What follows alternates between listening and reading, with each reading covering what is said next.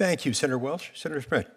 Thank you, Mr. Chairman. Mr. Sarandos, you are currently the co-CEO of Netflix, is that correct? That is correct, sir. Yes. Okay. And until recently, you were the chief content officer, is that correct? It's been a couple of years now, yeah, but yes. Okay. Do you think Netflix is a powerful company? We're a successful company. Okay. I think it's pretty powerful. That's probably why we're here today, right, to judge whether or not it becomes anti-competitive in some particular way because of the power that it wields. You just said a moment ago that Netflix does not have a political agenda. Do you think Netflix is a politically biased company? No, sir, I do not. Okay.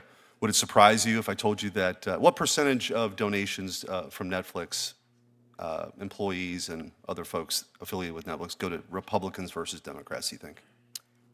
I saw a number published a while ago. It's very high Democrat. Like 99%?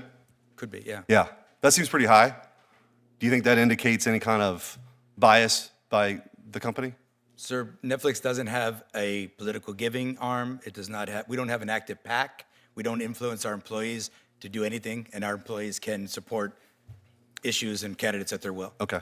On June 20th, 2020, on its X page, Netflix posted a video titled, quote, "To my white friends, guilt, shame, embarrassment," end quote, and saying, quote, "We need to do everything in our power to amplify that message."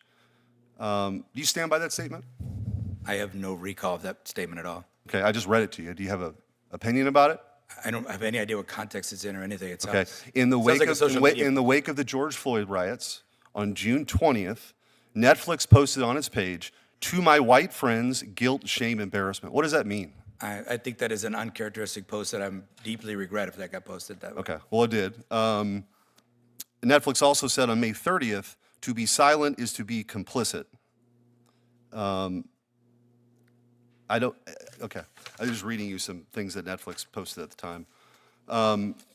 So you don't stand by that statement then? As I said, sir, we have no political agenda. Posting something like that would be quite political, but Right. I would agree.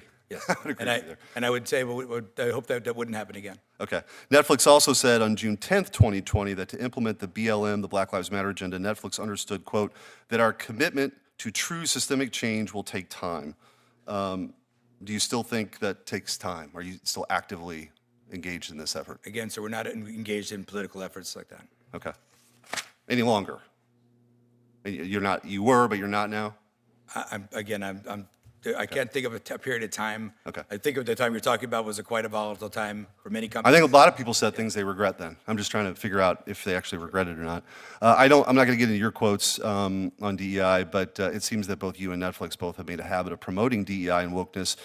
I'll just give a few examples. Netflix content is synonymous for the modern phenomenon of race swapping, both historical and real and fictional characters. Just a few examples. Netflix made Black Vikings. Netflix changed Cleopatra from Macedonian to black. Achilles changed from Greek to black. Netflix overtly sexualizes children in its Cuties film related to preteen girls. You mentioned earlier that you can block for titles. I'm not sure blocking the word cuties would shield kids from the over-sexualized content in Cuties. So I'm not sure that's sufficient enough. Netflix continues to push sexual and gender theory on kids, and maybe this is what was being referred to earlier. 41% of G-rated, kid-approved series contain LGBTQIA+ content. You are the co-CEO, you were the chief content officer until recently. Yes or no, does Netflix stand by its content production decisions? Senator Schmitt, we have a great deal of programming on Netflix for all left, right, and center. We have state-of-the-art tools for parents to manage what their kids see on Netflix. You can block anything. What you just described is exactly how it works. You block that title. No, but why would I block Cuties? What would, if a G-rated movie came out called Cuties, why would I have any belief as a parent that would be related to over-sexualized kids? That film you're speaking of is a MA-rated adult movie for adults, not for kids.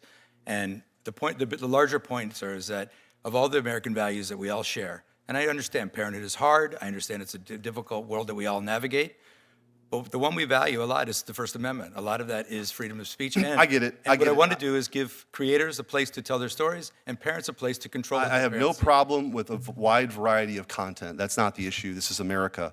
But I guess the point I'm making is that your company has made overtly political statements, has moved an agenda of DEI. You have Susan Rice on your board, the founder of sort of Barack Obama's DEI agenda.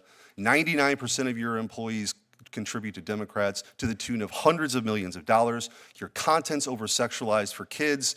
You're engaged in this very woke programming, overwhelmingly. You do have some other options, but overwhelmingly. So the question before this committee, and you come before Congress, why in the world would we give a seal of approval or a thumbs up to make you the largest behemoth on the planet related to content? It seems as though you have engaged in creating not only a monopoly of content potentially, but the wokest content in the history of the world. So forgive me if I'm a little concerned, not only as a parent, but also that somebody believes that we ought to have a wide variety of content options. There are some, but the overwhelming majority of your stuff right now is overwhelmingly woke, and it's not reflective of what the American people want to see. So respectfully, if you ask a Netflix member today, or a consumer today generally, how they view Netflix, I think that a proof point that we might be doing the right thing is they talk about Netflix in the exact same terms as they talk about the country. About 40% conservative, about 40% liberal, and about 20% don't know. You can look for and you can search for a character, an image. But that's not what it is. Those are not the statistics I gave you. I don't know what those statistics The are. 40% of your content for G-rated stuff has LGBTQIA themes. So I respectfully don't Well, know how they we're happy to would follow up, handle and I'd that. love to get a response. I'd love to engage with your staff Great. to figure out how We'd they love to continue the get to that conversation. number. Thank you. Thank you.